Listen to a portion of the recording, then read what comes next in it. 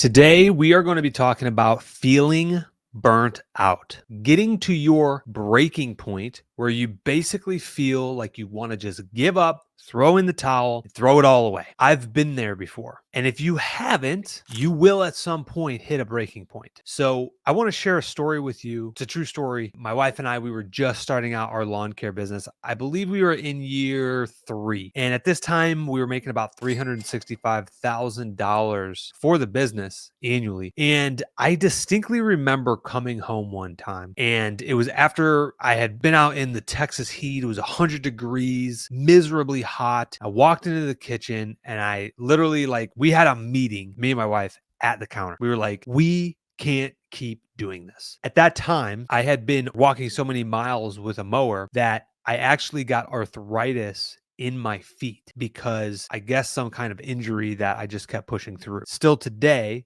right now, I actually have arthritis in both of my feet. At times it does give me pain, but here I am standing in the kitchen and I have problems with my Achilles. I used to be a paratrooper, just so if anybody doesn't know, I used to jump out of airplanes. My knees and back and feet aren't the greatest. All right. So here I am out doing so many lawns. And I remember I was so frustrated and so I felt defeated. I felt defeated at this point. I felt like so burnt out that I couldn't keep doing this, because you got to understand my background in the military. I was an IT specialist. I could get an IT job making $80,000 a year like that. So I'm like, why are we running around like a chicken with a head cut off trying to build this lawn care business? It doesn't make sense. And I remember sitting down and looking at the numbers, like, how much money have we actually made? Like, I get it, we're making all this money, but how much money are we actually putting in our pockets? And for me, that was my breaking point in year 3. I just remember that point. I felt so defeated. I felt like I wasn't winning. And I remember I called Larissa's dad, who used to be a business owner for 50 years. He owned an amusement park. I basically voiced to him where I was at in business and in life. And the advice that he gave me is, look, Will,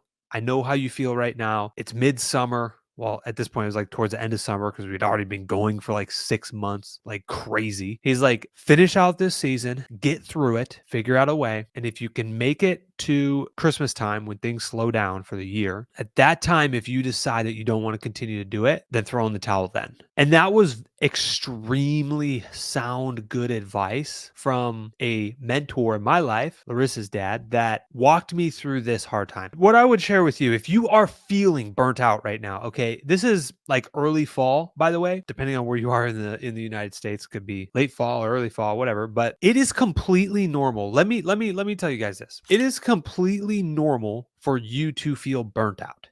You will feel burnt out. Doing anything in your life worth doing, you will feel burnt out. And people put this like label on feeling burnt out. Like, oh, that's the label. Like, I'm throwing in the towel. I can't do anymore. I'm defeated. I'm burnt out. But I think there's a better way to look at this. Feeling burnt out is a cause of extracurricular things that are happening in your life. It could be personal, it could be business. And when we look at somebody who feels burnt out, whether that be you or a team member, we have to peel back the onion and look at why we're feeling that way. It's just a feeling. It's a feeling and it's real. So I don't want to dismiss it. Like, you feeling burnt out is real. However, we need to diagnose why you feel burnt out. So what I would recommend you do is take that label and literally throw it out the window. You feeling burnt out, just take it, it's gone. And let's replace it with real words that we can identify instead of slapping this label on. I feel defeated. I feel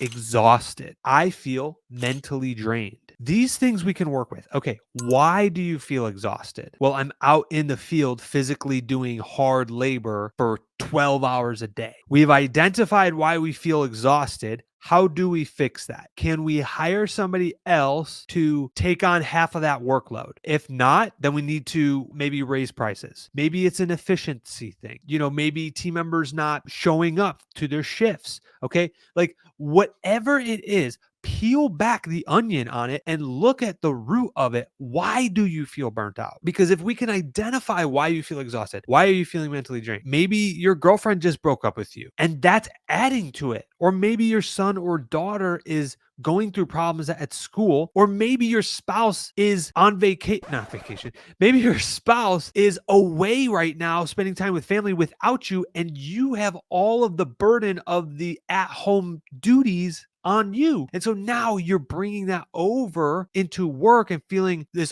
overwhelming of tasks and responsibility and burning out type feeling. But just identify it, because if we can identify it, we can start to find solutions in order to fix it and make it better. Anybody that is out there right now that is feeling burnt out, I want you to understand that is completely normal at this time of the season. And what I will also tell you is, out of 10 people, 9 of them, 8 to 9, that get to the point of feeling burnt out will end up quitting. They will end up throwing in the towel. They will end up doing everything that they did building up to that. They will throw it all away. 8 or 9 out of 10. There is only 1 or 2 individuals that will diagnose the situation, take a step back, figure out why they're feeling this way, figure out ways and solutions to get the burden off of their shoulders of feeling this way, and delegating tasks to other team members and simplifying and fixing their personal issues at home. They will actually be the ones to get through it. And the ones that do get through it, I am telling you, are the ones that make it. Those are the ones will make it time and time again. Those are the ones that when they come across more adversity in their career, in their goal setting, whatever that is, they will continue to overcome it because they have the mindset to persevere when the other 8 people threw in the towel and quit. Hopefully you can use this as motivation, because for me, there is a poster that I really, really like, and I'm probably going to put this in my office. And so this is why I really like this poster. All right. So this is phrase of the day for anybody. What it says is,